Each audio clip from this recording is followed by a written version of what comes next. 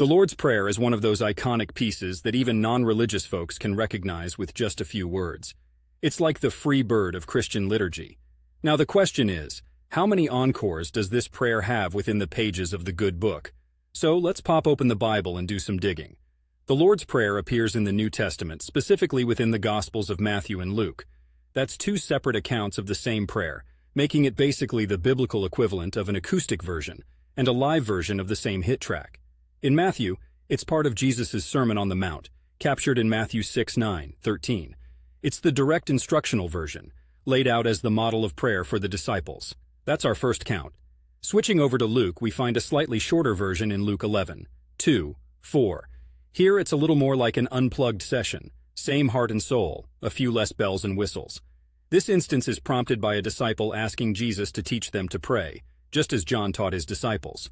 So, two instances, two Gospels. But it's the Matthew rendition that has become the standard in most churches, recited by congregations and echoed in films and countless cultural references.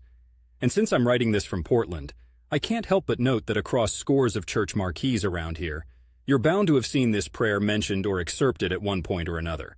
It's like the city's spiritual soundtrack, familiar, comforting, and perhaps a call for community in the rainy gloom. So, whether you're thumbing through the pages or walking by those marquees, it's the duo of appearances that's etched the Lord's Prayer into Western consciousness. Two times. Quite the encore for a message that's resonated over millennia.